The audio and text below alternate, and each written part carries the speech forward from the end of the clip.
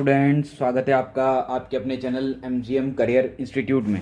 जैसा कि आपको पता है, आज का जो हमारा टॉपिक है वो है हाइड्रोकार्बन, जिसके अंदर हम केमिकल रिएक्शंस या प्रॉपर्टीज़ ऑफ एल्केन की बात करने वाले हैं। जस्ट मेथड ऑफ प्रिपरेशन हम लास्ट लेक्चर में कंप्लीट करके यहाँ पर पहुँचे हैं।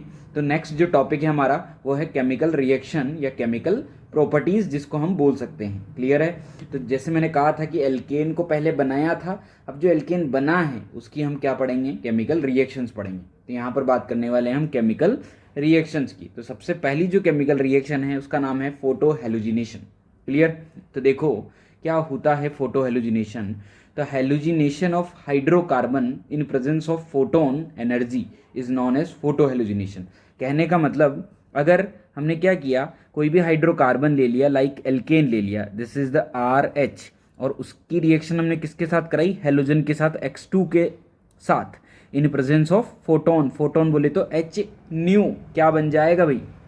क्या बन जाएगा कि यहाँ से H निकल जाएगा, R के साथ कौन जुड़ जाएगा? X जुड़ जाएगा, और साथ में कौन बाहर निकल जाएगा? HX। बोलो बना के ना बना? तो कहने का मतलब एल्केन ने किसके साथ रिएक्शन की? हेलोजन के साथ, और क्या बनाया? एक हेलो एल्केन बनाया। क्या बनाया? Halo alkane. तो अगर हाइड्रोकार्बन का हेलोजिनेशन कराया जाए इन प्रेजेंस ऑफ फोटोन, तो उसे क्या कहा जाता है? फोटो हेलोजिनेशन कहा जाता है। क्या कहा जाता है उसको? Photo halogenation. तो चलिए किस तरीके से ये बनता है कि जैसे एक एग्जांपल ले लेते हैं। जैसे यहाँ ले लिया CH4 और यहाँ ले लिया Cl2, इन प्रेजेंस ऑफ क्या डाला हमने? लाइट। क्या बन जाएगा भाई? H निकल जाएगा, CH3Cl, साथ में HCl फ्री हो जाएगा। बोलो होगा कि नहीं होगा? तो ये किस तरीके से बनता है, इसके लिए हम किसकी बात कर लेते हैं? मैकेनिज्म की बात कर लेते हैं। तो चलिए बात करते हैं मैकेनिज्म की। ये जो रिएक्शन है फोटो हेलोजिनेशन, वो 3 स्टेप में कंप्लीट होती है। कितने स्टेप में? 3 स्टेप में। This is the step first. Step first जो होती है उसका नाम है चेन इनिशिएशन स्टेप। क्या है भाई? Chain initiation step. सबसे पहले चेन को इनिशिएट किया जाता है, मतलब किसी भी काम को करने से पहले उसको क्या करना पड़ेगा? इनिशिएट करना पड़ेगा। कैसे? देखो ध्यान से, ये X2 ले लिया हमने। क्लियर है? किसके साथ रिएक्शन होगी? हेलोजन के साथ। तो हेलोजन के ऊपर हमने क्या मारा? फोटोन मारा। क्या मारा? फोटोन। जैसे ही फोटोन मारेंगे तो क्या हो जाएगा? होमोलाइटिक फिजन हो जाएगा, और होमोलाइटिक फिजन जो होगा वो क्या बना देगा?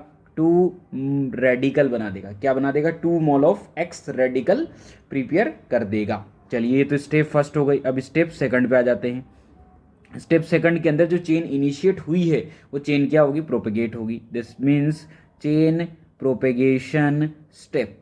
क्या नाम है इसका? Chain propagation step. Chain propagation step के अंदर क्या होगा भाई कि जो एल्केन हमने लिया था, दिस इज द RH, हमने क्या लिया था? RH। वो क्या करेगा?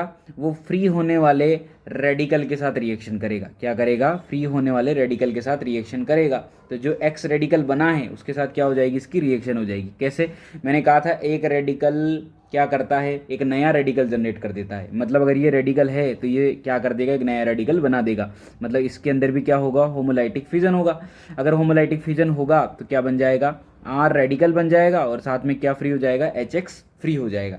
अब जो बनने वाला R रेडिकल है वो बचे हुए X2 के साथ रिएक्शन करेगा। अब आप सोच रहे होंगे सर X2 कैसे बचा? तो एक बात बताओ कि आपने पढ़ा होगा कि जब भी फोटोन जो दिए जाते हैं वो छोटे छोटे पैकेट्स की फॉर्म में दिए जाते हैं। कहने का मतलब ये हुआ कि ये वाला जो फोटोन हम मार रहे थे इसके ऊपर, ये क्या मार रहे हैं? एक छोटे से पैकेट्स की फॉर्म में मार रहे हैं, जबकि ये तो बहुत सारा है। तो इसमें से कुछ तो क्या हो गया? यहाँ पर ब्रेक हो गया, और कुछ अमाउंट क्या हो गया? इधर की तरफ बचा हुआ है। तो जो बचा हुआ अमाउंट था वही हमने कहाँ पे काम लिया? वही हमने यहाँ पर काम में लिया हुआ है। क्लियर है कि नहीं है?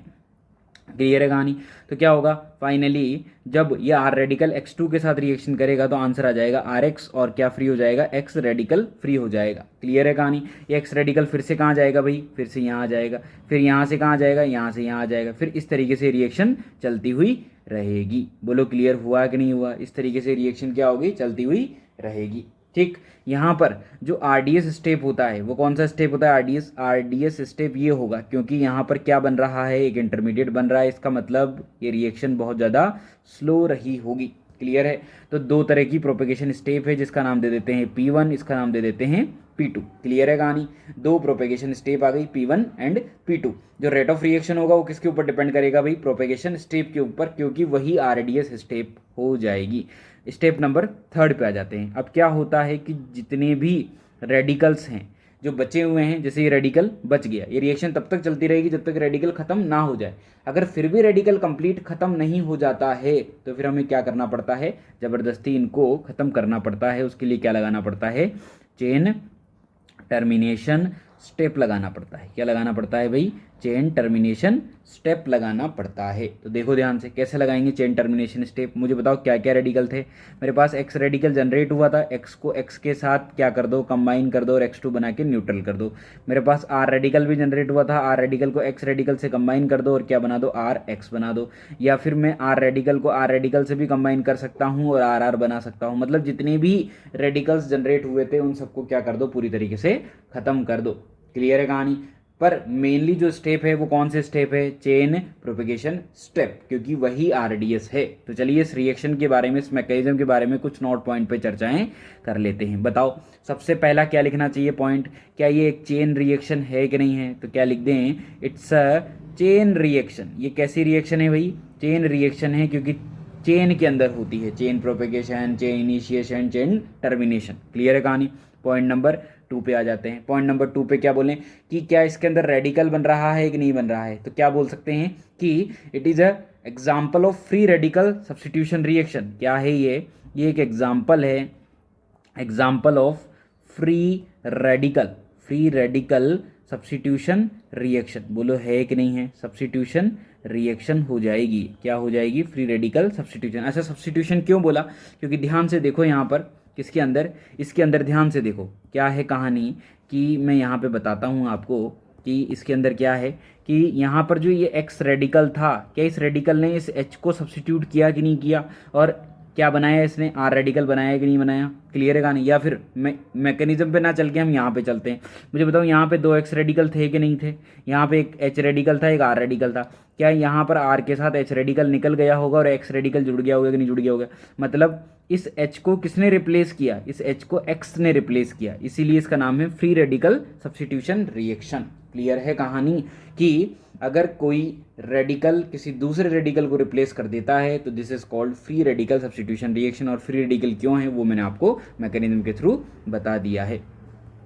चलिए पॉइंट नंबर 3 की तरफ बढ़ते हैं। पॉइंट नंबर 3 क्या होना चाहिए, अगर फ्री रेडिकल सब्स्टिट्यूशन रिएक्शन है इसका मतलब यहाँ पे फ्री रेडिकल इंटरमीडिएट बन रहा है। बोलो बन रहा है कि नहीं बन रहा है।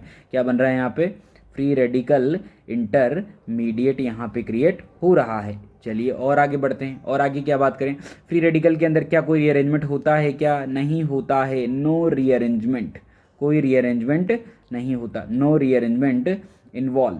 क्लियर, कोई रीअरेंजमेंट फ्री रेडिकल के अंदर नहीं हो सकता। पॉइंट नंबर 5 की बात करें, क्या कि यहाँ पर आरडीएस स्टेप कौन सा है, जो कार्बन हाइड्रोजन बॉन्ड टूट रहा है। जैसे ये वाला बॉन्ड है, ये वाला बॉन्ड कौन सा बॉन्ड है, कार्बन हाइड्रोजन बॉन्ड। तो कार्बन हाइड्रोजन बॉन्ड का टूटना ही क्या है, आरडीएस है।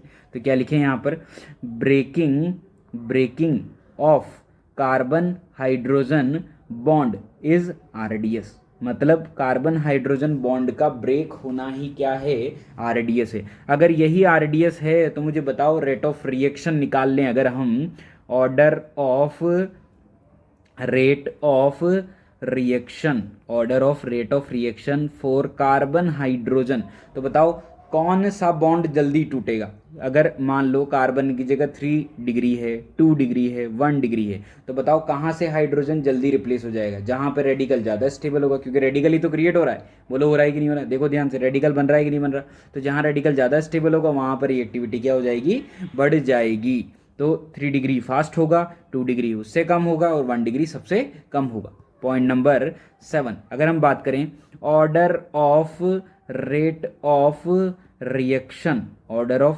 रिएक्शन फॉर x2 भी तो काम में लिया है हमने। x2 की जगह हमने क्या क्या काम में लिया है, हमने f2 भी काम में लिया है। हमने क्या काम में लिया है, हमने x2 की जगह हम Cl2 भी ले सकते हैं, हम Br2 भी ले सकते हैं और हम I2 भी ले सकते हैं। बताओ सबसे ज़्यादा फास्ट रिएक्टिव कौन होगा भाई, देखो ध्यान से। क्या फ्लोरीन 3 लोन पेयर लेकर बैठा है कि नहीं बैठा, एक छोटी सी साइज पर 3 लोन पेयर। क्या यहाँ के लोन पेयर, यहाँ का लोन पेयर, यहाँ का लोन पेयर, क्या ये एक दूसरे को रिपल करेंगे कि नहीं करेंगे। बोलो करेंगे कि नहीं करेंगे। अगर ये दोनों एक दूसरे को रिपल्शन कर रहे हैं तो क्या ये बॉन्ड सबसे जल्दी टूट जाएगा, इसलिए इसकी रिएक्टिविटी बहुत ज़्यादा होगी। बोलो होगी कि ना होगी। क्लियर है कहानी। तो इस तरीके से ये सारे पॉइंट्स हमने पढ़ लिए हैं जो कि हम ऊपर मैकेनिज्म में पढ़ के आए हैं। हमने X2 के बारे में जान लिया, हमने कार्बन हाइड्रोजन के बारे में जान लिया, हमने RDS के बारे में जान लिया, हमने ये जान लिया कि कौन सी रिएक्शन है, इसका नाम है free radical substitution reaction, short में से क्या कहा जा सकता है, FRSR। क्लियर है कहानी, क्या कहा जा सकता है, फ्री रेडिकल सब्स्टिट्यूशन रिएक्शन। चलिए, तो अभी तक हमने क्या किया, X2 को जोड़ा था, किसके साथ जोड़ा था, एल्केन के साथ। हमने किसको जोड़ा था भाई, X2 के साथ। अगर X2 को हम डिफाइन करें, X2 को डिफाइन कैसे करें भाई, सबसे पहले हम ले लें क्या, सबसे पहले हम ले लेते हैं दिस इज फ्लोरीनेशन, कि हम क्या करने वाले हैं, हम फ्लोरीनेशन करने वाले हैं। दिस इज द फ्लोरीनेशन, ठीक।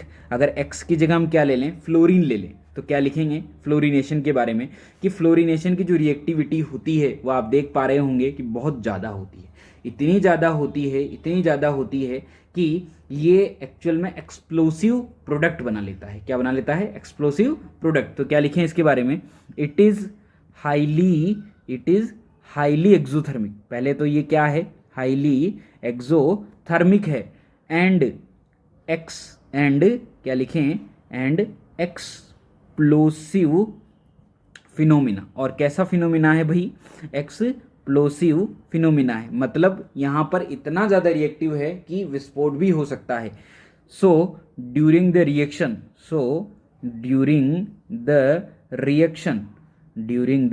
Reaction COCK is obtain. कहने का मतलब हमें क्या मिल जाता है, हमें सिर्फ कोयला मिलता है। क्या मिलता है हमें, कोयला। कहने का मतलब जैसे कि मान लीजिए कि मैंने CH4 लिया और मैंने क्या ले लिया है, यहाँ पे F2 ले लिया है, इन प्रेजेंस ऑफ क्या लिया मैंने, लाइट ले लिया है। क्या ले लिया है, इन प्रेजेंस ऑफ लाइट। तो आप सोच रहे होंगे कि CH3F प्लस HF बन जाना चाहिए था, बट एक्चुअल में ऐसा नहीं होता। जब आप CH4 की रिएक्शन F2 के साथ इन प्रेजेंस ऑफ लाइट कराते हैं तो आपके सामने कार्बन ब्लैक कोयला बन के नजर आता है।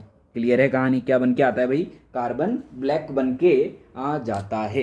कहने का मतलब आप यहाँ पर इसके 2 मोल ले सकते हो, कितने मोल ले सकते हो, 2 मोल आप इसके ले सकते हो। तो यहाँ 4 मोल ऑफ HF बाहर निकल जाएगा और जो बचेगा वो क्या बचेगा, कार्बन ब्लैक यहाँ पर बच जाएगा। क्लियर है कि नहीं है। तो आप इस रिएक्शन को कभी भी डार्क रूम में नहीं करवा सकते, इसके लिए आपको आप इस रिएक्शन को कभी भी ब्राइट, कहने का मतलब सनलाइट के प्रेजेंस में नहीं करवा सकते। अगर सनलाइट के प्रेजेंस में आप रिएक्शन कराएंगे तो हमेशा क्या बन के आ जाएगा, कार्बन ब्लैक बन के आ जाएगा। तो फिर इस रिएक्शन को कराने का क्या तरीका है, इसको आप कहाँ पे कराएं, डार्क रूम के अंदर कराएं। किसके अंदर कराएं, डार्क रूम के अंदर कराएं, तब जाके रिएक्शन प्रोसीड हो सकती है। क्लियर है। तो ये हुआ फ्लोरीनेशन, ठीक। सेकंड पे चलते हैं हम, क्लोरीनेशन, CHLORI, क्लोरीनेशन, ठीक है। क्लोरीनेशन भी क्या होता है, हाईली एक्सोथर्मिक होता है, मतलब एनर्जी बहुत ज़्यादा एग्जॉस्ट हो जाती है। तो क्या लिखे हैं, it is highly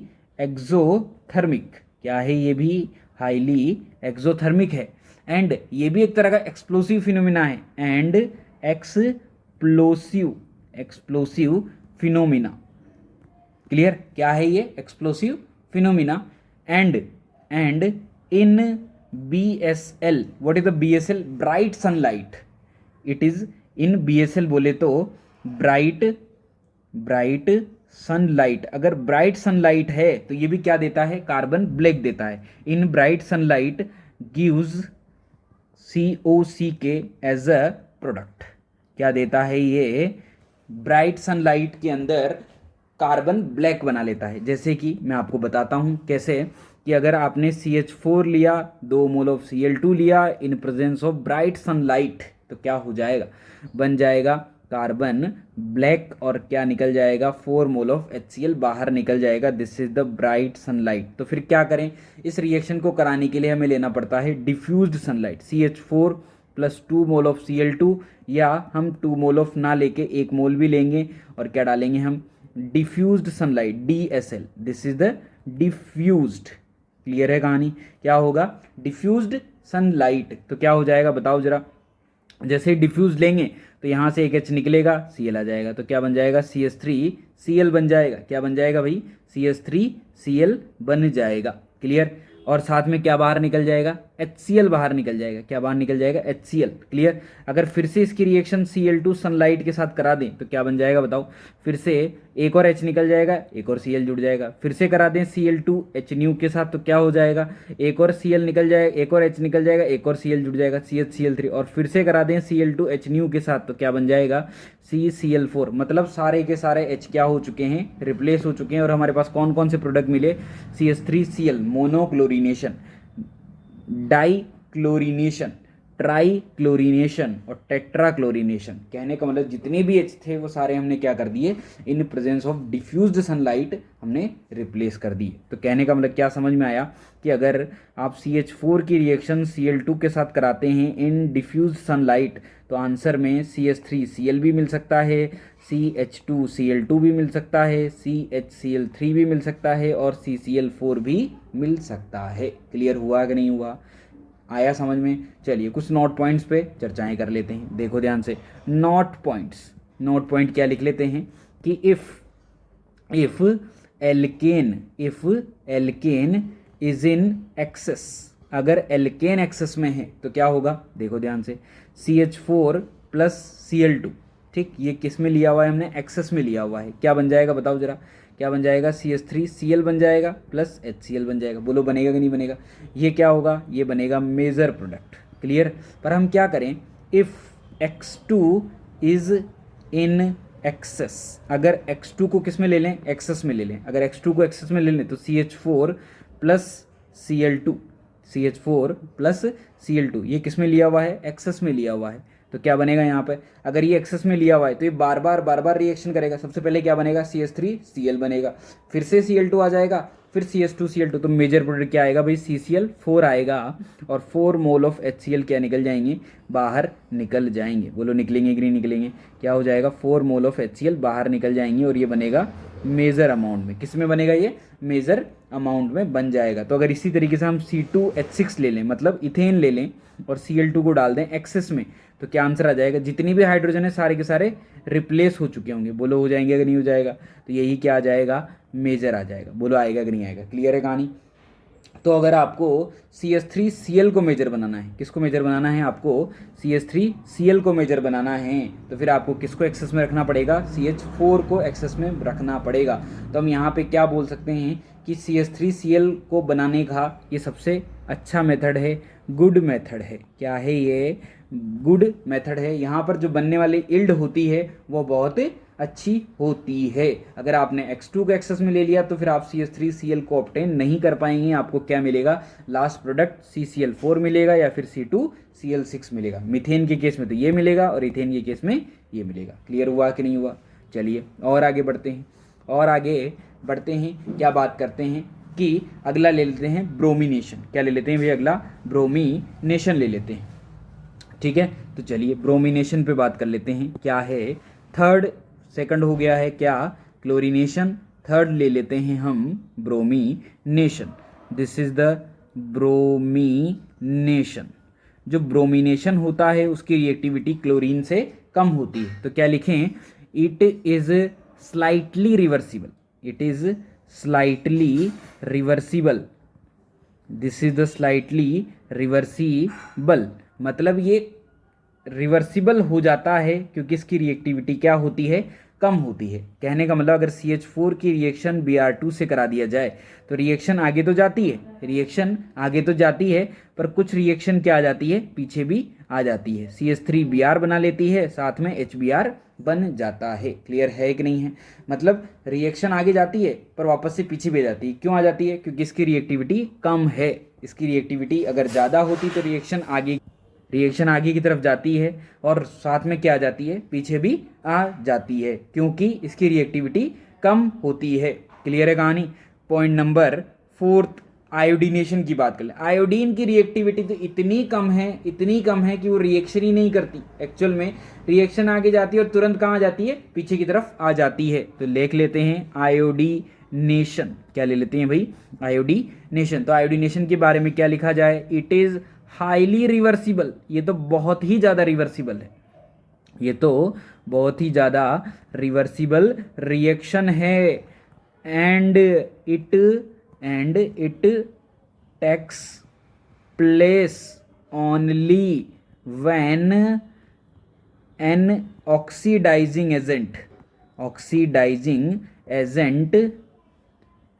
is used, like HNO3 हो सकता है, HiO3 हो सकता है, एक्सेट्रा। कहने का मतलब ये इतनी ज़्यादा हाईली रिवर्सिबल है कि यहाँ पर अगर ऑक्सीडाइजिंग एजेंट काम में नहीं लोगे तो ये रिएक्शन हो ही नहीं पाएगी। अच्छा, ऑक्सीडाइजिंग एजेंट ही क्यों काम में लिया, तो उसको मैं बता देता हूँ आपको। देखो ध्यान से, क्या मैंने CH4 लिया कि नहीं लिया, क्या मैंने I2 लिया कि नहीं लिया, क्या मैंने सनलाइट डाला कि नहीं डाला। अगर सनलाइट डाला तो क्या बनना चाहिए था, CH3I बनना चाहिए, और साथ में क्या बनना चाहिए, HI बनना चाहिए। बोलो बनना चाहिए कि नहीं बनना चाहिए। पर जैसे ही HI बना तो HI को ध्यान से देखो, क्या है ये है एक रिड्यूसिंग एजेंट, और जो रिड्यूसिंग एजेंट होता है वो इस रिएक्शन को वापस से रिड्यूस कर देता है और कहाँ भेज देता है, रिवर्सिबल कर देता है।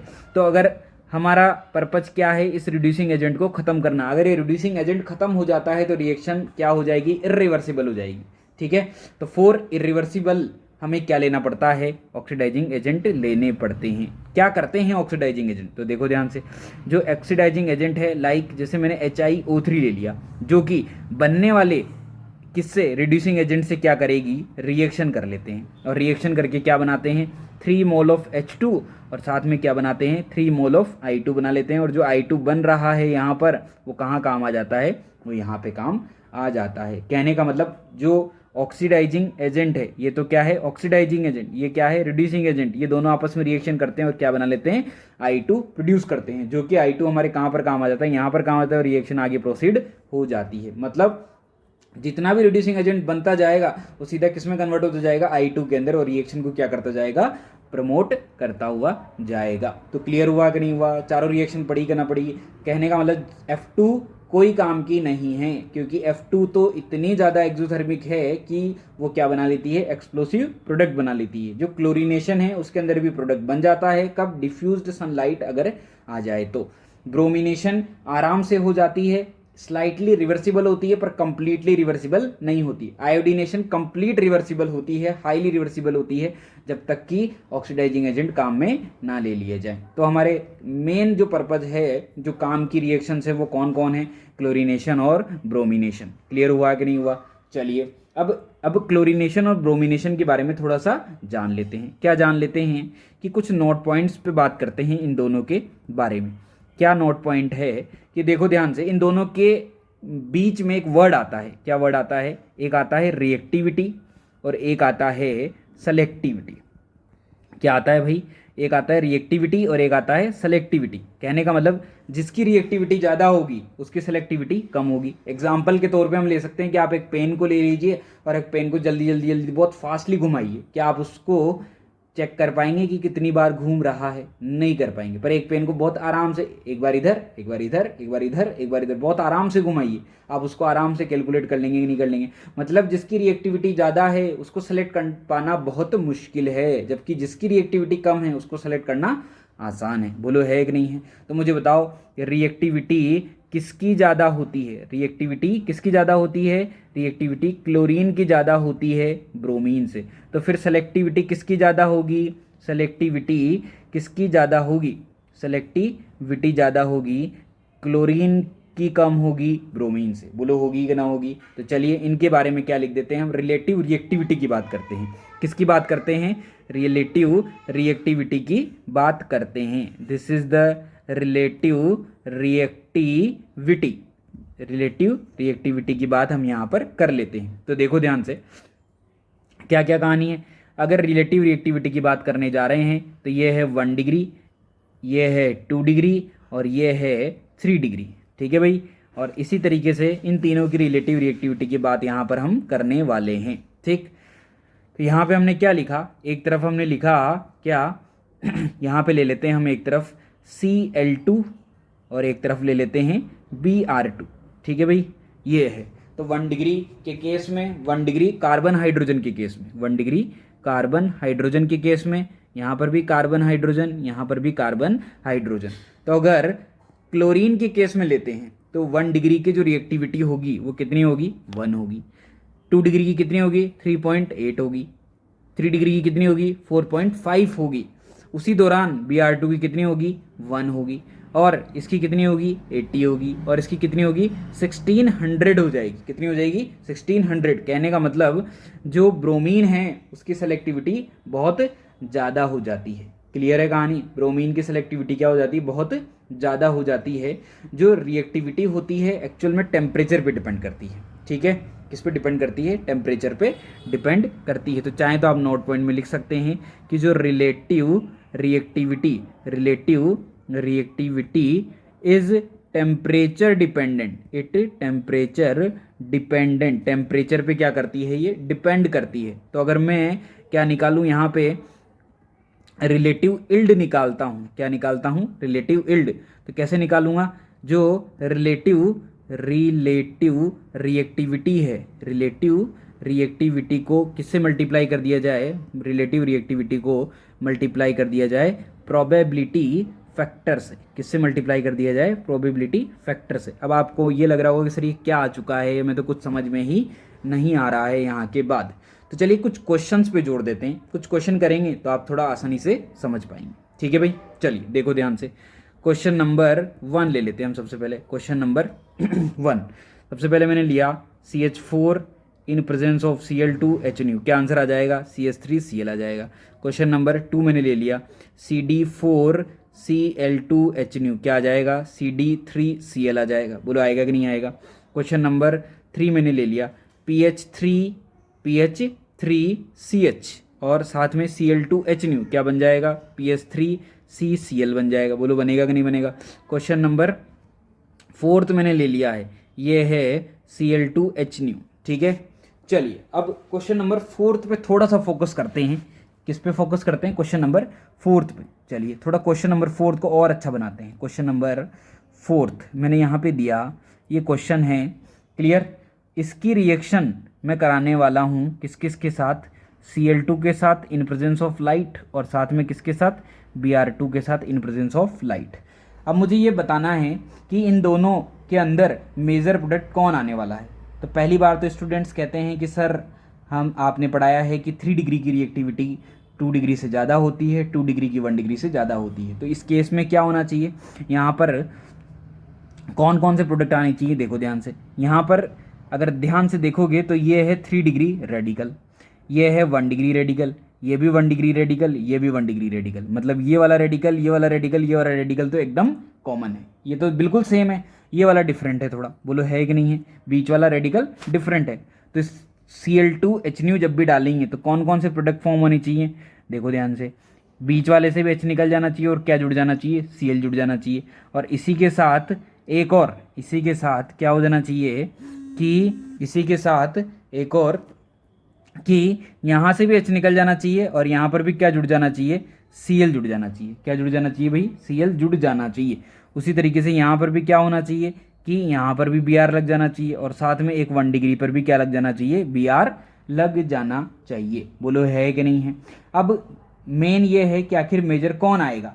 तो कुछ स्टूडेंट्स क्या करते हैं कि 3 डिग्री है तो इसको बता देते हैं मेजर, और इस केस में भी इसको बता देते हैं मेजर। पर ऐसा कभी भी नहीं करना है। ऐसे इसलिए नहीं करना है क्योंकि मैंने आपको क्या बताया, जिसकी रिएक्टिविटी ज़्यादा होती है उसकी सेलेक्टिविटी कम होती है।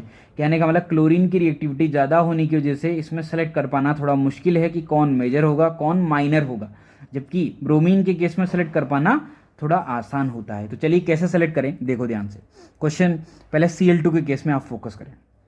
Cl2 के केस में ध्यान से देखो भाई कि क्या आपको मैंने क्या बोला, कैसे निकाला जाएगा रिलेटिव इल्ड। रिलेटिव इल्ड कैसे निकाला जाएगा, reactivity factor into probability factor. ठीक है, तो मुझे बताओ कि यहाँ पर कितने 1 डिग्री कितने 3 डिग्री हाइड्रोजन है जिससे ये प्रोडक्ट बनाया जा सकता है। कितने 3 डिग्री हाइड्रोजन है, ओनली 1 हाइड्रोजन। सिर्फ यहाँ पर एक हाइड्रोजन प्रेजेंट है जिससे ये प्रोडक्ट बन सकता है।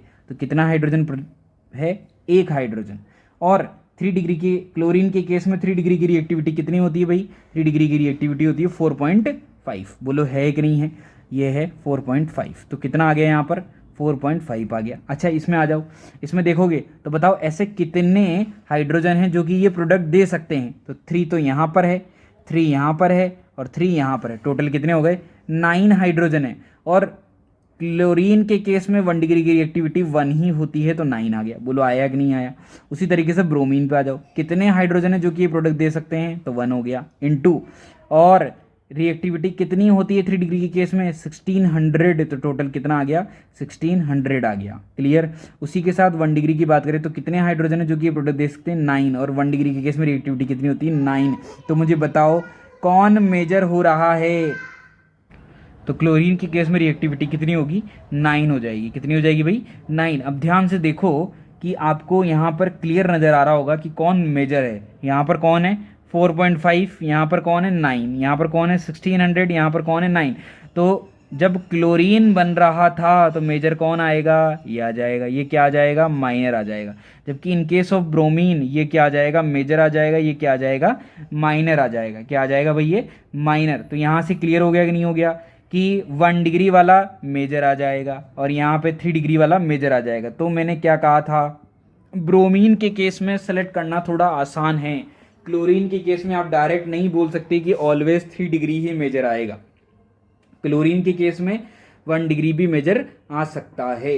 वो डिपेंड करता है क्वेश्चन पे कि आखिर क्वेश्चन किस तरीके का है। तो हमेशा ध्यान रखें कि जल्दबाजी ना करें कि 3 डिग्री ऑलवेज मेजर होगा, उसके बाद 2 डिग्री होगा, उसके बाद 1 डिग्री होगा।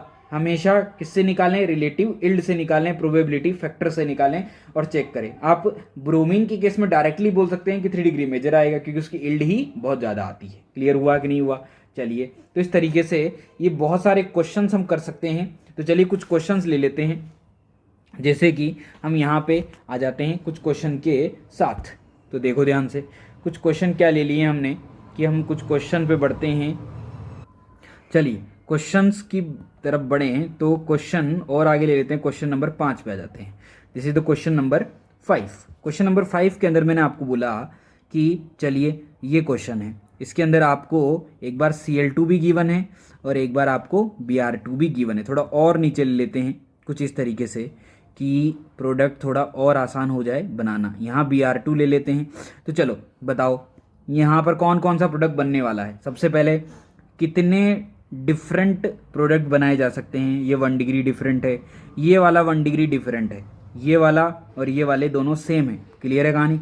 तो ये भी डिफरेंट है, ये भी, मतलब 4 तरह के प्रोडक्ट बनाए जा सकते हैं। कौन कौन सा, एक बनाया जा सकता है ये वाला, साथ में एक बनाया जा सकता है ये वाला, साथ में एक बनाया जा सकता है कौन सा वाला, ये वाला, और साथ में एक बनाया जा सकता है ये वाला। सेम प्रोडक्ट ब्रोमीन के केस में भी बनाए जा सकते हैं। यहाँ पर ब्रोमीन लगाया जा सकता है, यहाँ पर ब्रोमीन लगाया जा सकता है, यहाँ पर ब्रोमीन लगाया जा सकता है, यहाँ पर ब्रोमीन लगाया जा सकता है। बोलो है कि नहीं है। तो ये डिफरेंट डिफरेंट प्रोडक्ट बनाए जा सकते हैं। अब ध्यान से देखो कि आखिर कौन सा मेजर आएगा। तो एक बात बताओ, क्या ब्रोमीन के केस में हम डायरेक्टली बोल सकते हैं कि कौन मेजर आने वाला है। बिल्कुल बोल सकते हैं, यही मेजर आने वाला है 3 डिग्री। क्लियर। बाकी सब क्या है, माइनर है। पर क्लोरीन के केस में डायरेक्टली नहीं बोल सकते, तो निकालना पड़ेगा। तो कैसे निकाले, मुझे बताओ कितने 1 डिग्री कितने 3 डिग्री हाइड्रोजन है जो कि प्रोडक्ट दे सकते हैं, ओनली 1। और रिएक्टिविटी कितनी होती है 4.8। कितनी होती है 4.8। ये रही 4। कितनी होती है रिएक्टिविटी 4.5 होती है रिएक्टिविटी। तो टोटल हो गया 4.5। 1 डिग्री की बात करें तो कितने 1 डिग्री हाइड्रोजन है, 3 and 3 6 और 1 डिग्री की रिएक्टिविटी 1, तो 6। 2 डिग्री पे चलें तो 2 डिग्री हाइड्रोजन कितने हैं, 1 और 2, 2 ही हाइड्रोजन ऐसे हैं जो कि ये प्रोडक्ट दे सकते हैं। तो 2 इंटू रिएक्टिविटी कितनी होती है 3.8, तो 7.6 हो गया है। बोलो हुआ कि नहीं हुआ। 1 डिग्री में बात करें तो ऐसे ये प्रोडक्ट देने वाले सिर्फ 3 हाइड्रोजन है और रिएक्टिविटी 1 है, तो टोटल 3। तो बताओ मेजर कौन आ रहा है यहाँ से, मेजर कौन आ रहा है भाई, मेजर आ रहा है ये वाला। बोलो आ रहा है कि नहीं आ रहा है। ये क्या आ चुका है, मेजर आ चुका है। 2 डिग्री मेजर है यहाँ पर। अगर 2 डिग्री मेजर है तो this is the major product, हम यहाँ पर लिख देते हैं। तो ये है मेजर। बोलो है कि नहीं है। ये क्या है भाई, मेजर प्रोडक्ट है। तो आप डायरेक्टली क्लोरीन की केस में नहीं बोल सकते कि 3 डिग्री ऑलवेज मेजर रहेगा। आपको क्या करना पड़ेगा, चूज करना पड़ेगा कि कौन मेजर है कौन माइनर है। समझ में आया कि नहीं आया। चलिए और आगे बढ़ते हैं। क्वेश्चन नंबर हम आ जाते हैं किसके ऊपर, क्वेश्चन नंबर 6 के ऊपर। This is the question number 6। अब इसमें आपको क्या करना है, सिर्फ Cl2 के साथ रिएक्शन करानी है लाइट की प्रेजेंस में, और आपको total number of monochlorinated products बताने हैं। तो देखो ध्यान से, मैंने क्या किया, सबसे पहले यहाँ पे चूज़ किया कि कहाँ कहाँ पे प्रोडक्ट बनाया जा सकता है। एक यहाँ पे बनाया जा सकता है, एक यहाँ पे बनाया जा सकता है, एक यहाँ पे बनाया जा सकता है, एक यहाँ पे बनाया जा सकता है। यहाँ का प्रोडक्ट और यहाँ का प्रोडक्ट सेम रहेगा, यहाँ का और यहाँ का सेम रहेगा। तो चलिए बनाते हैं प्रोडक्ट्स। क्या क्या बन सकते हैं, देखो ध्यान से, क्या क्या बन सकते हैं। तो एक Cl यहाँ लगाया जा सकता है, दूसरा Cl यहाँ लगाया जा सकता है, तीसरा Cl यहाँ लगाया जा सकता है और फोर्थ Cl यहाँ पे लगाया जा सकता है। बताओ इससे कितने प्रोडक्ट बनेंगे? इससे ओनली वन प्रोडक्ट बनेगा। इससे भी कितना प्रोडक्ट बनेगा? वन प्रोडक्ट बनेगा। इसके अंदर एक कायरल सेंटर ये रहा, एक कायरल सेंटर ये रहा, टोटल कितने प्रोडक्ट बन जाएंगे? चार प्रोडक्ट। इससे भी एक कायरल सेंटर ये रहा, एक कायरल सेंटर ये रहा। क्या प्लेन ऑफ सिमेट्री आ रहा है क्या? हाँ बोलो, क्या प्लेन ऑफ सिमेट्री आ रहा है क्या? पर प्लेन ऑफ सिमेट्री यहाँ पर प्रेजेंट नहीं है, इसीलिए टोटल प्रोडक्ट कितने आ जाएंगे? 4 आ जाएंगे। कितने आ जाएंगे भाई? 4। तो टोटल कितने हो गए? 4 हो चुके हैं। बोलो समझ में आया कि नहीं आया? क्लियर है कहानी? कितने हो गए टोटल? 4 हो चुके हैं। तो टोटल कितने हो गए? 4 हो गए। अब आपसे क्वेश्चन पूछा जाए, क्वेश्चन नंबर ए पूछा जाए कि जो टोटल मोनोक्लोरिनेटेड है, क्या पूछा जाए? Total number of monochlorinated, total number of monochlorinated product. Clear? क्या एक्सक्लूडिंग, देखो क्वेश्चन कुछ इस तरीके से आता है, एक्सक्लूडिंग स्टीरियो। आपको स्टीरियो के साथ नहीं बताना है। क्लियर है? अगर इंक्लूडिंग लिखा हुआ आता है तो आपको स्टीरियो के साथ बताना है। अगर एक्सक्लूडिंग पूछा है तो ए का वैल्यू कितना आ जाएगा? 4 आ जाएगा। कितना आ जाएगा भाई? 4 आ जाएगा। क्वेश्चन नंबर बी पे आ जाते हैं। Total number of monochlorinated product, monochlorinated product, इस बार इंक्लूडिंग आया है, इंक्लूडिंग स्टीरियो। अगर इंक्लूडिंग स्टीरियो की बात हो जाती है तो फिर कितने हो जाएंगे बताओ? टोटल कितने बनेंगे?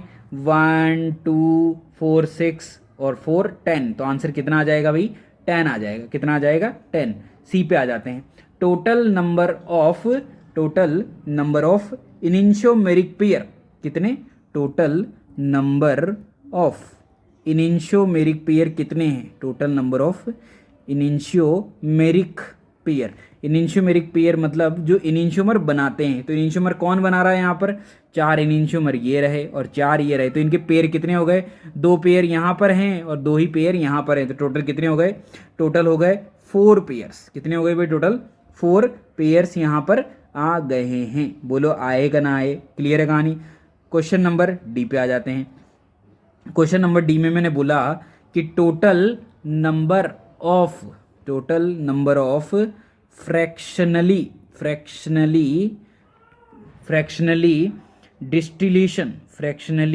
Distillation product. क्लियर? कितने total number of fractionally distillation product आ जाएंगे? तो बताओ कितने आ जाएंगे फ्रैक्शनली डिस्टिलेशन? तो आपको पता होगा कि इनिंशियोमर्स का फ्रैक्शनली डिस्टिलेशन नहीं किया जा सकता क्योंकि उनका मैग्नीट्यूड सेम होता है, ओनली डायरेक्शन में फ़र्क होता है। क्लियर? जबकि स्ट्रक्चरल, डायस्टीरियोमर्स और जितने भी जीआई हैं उन सब का क्या किया जा सकता है? फ्रैक्शनली डिस्टिलेशन किया जा सकता है। तो अगर फ्रैक्शनली डिस्टिलेशन नहीं किया जा सकता तो फिर क्या क्या मिलेगा? देखो एक तो यहाँ से मिल गया, एक यहाँ से मिल गया। यहाँ टोटल कितने थे? 4 में से सिर्फ कितने मिलेंगे? 2, क्योंकि फ्रैक्शनली डिस्टिलेशन करने का मतलब है हमने चारों को अलग अलग कर लिया है।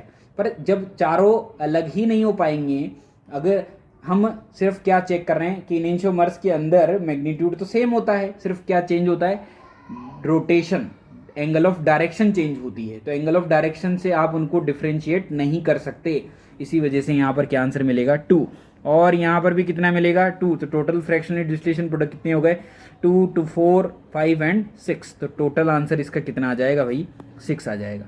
तो इस तरीके से क्वेश्चन यहाँ पर पूछे जाते हैं। तो आप इन क्वेश्चंस को बहुत आराम से करें, बहुत अच्छे से करें और इस तरीके से फोटो क्लोरिनेशन करा दें। तो एल्केन का क्लोरिनेशन ही क्या कहलाता है? Photo chlorination. H हटाते जाओ, Cl लगाते जाओ, एल्केन पर रेडिकल बनाते जाओ, Cl लगाते जाओ और क्या बन जाएगा? प्रोडक्ट बन जाएगा। क्लियर हुआ कि नहीं हुआ? समझ में आया कि नहीं आया।